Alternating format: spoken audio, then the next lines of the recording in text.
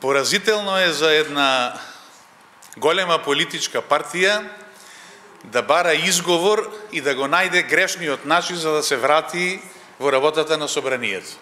Ако е ова големата врата на ВМРО ДПМНЕ за враќање во собранието, тоаш навистина сме малку разочарани, како и да е.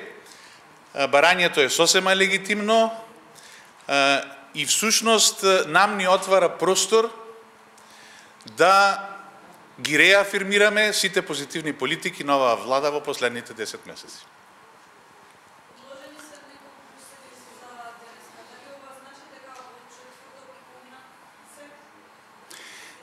Не знам. Значи, денеска се одложени закажените продолженија на трите прекинати седници.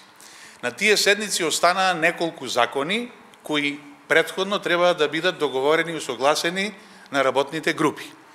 Докаде е усогласувањето, јас во овој момент не знам, меѓутоа сметам дека е логично прво ВМРО ДПМНЕ и нивната коалиција да се вратат во собранието за заедно да дискутираме за она што е усогласено или не усогласено. Од тука сметам дека е логичен потегот што се одложени седниците за во четврток. Од утрешниот ден очекувам опозицијата да ја подсетиме на криминалното владење на ВМРО ДПМНЕ во последните 10 години, да ја подсетиме зошто оваа држава се наоѓа на вакво дереже на како што се наоѓа и да ја подсетиме дека за овие 10 месеци всушност владата на Република Македонија ги презеде сите оние активности за да ги анулира, за да ги ублажи или за да ги отстрани погубните политики кои години наназад поранешните влади ги водеа во оваа држава.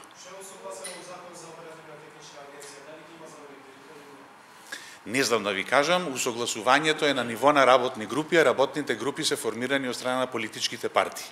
Ние како пратеничка група не учествуваме во работата на работните групи, иако дел од пратениците се ангажирани, меѓутоа како експерти или како искусни пратеници од таа област, не како пратеничка група.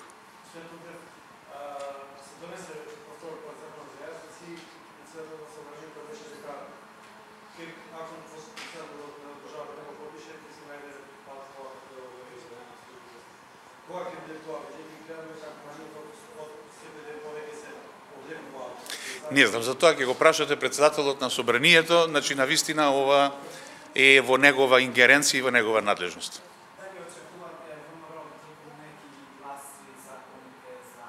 Јас очекувам дека ќе ги гласа законските измени и дополнувања на реформскиот пакет на закони и мислев, лично ако ме прашате, дека тоа е големата врата за враќање на ВМРО ДПМНЕ во собранието.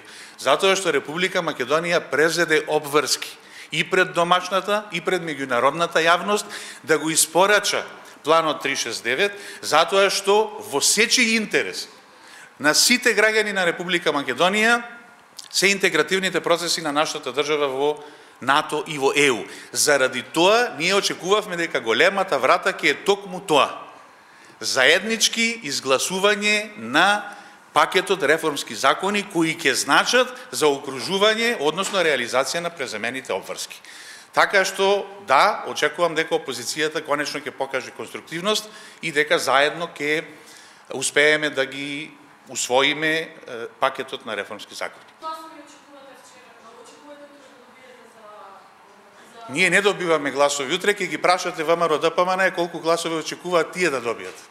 Колку гласови, да го поставам обратно прашањето, колку гласови поддршката на владата на Заевска, колку гласови ќе бидат?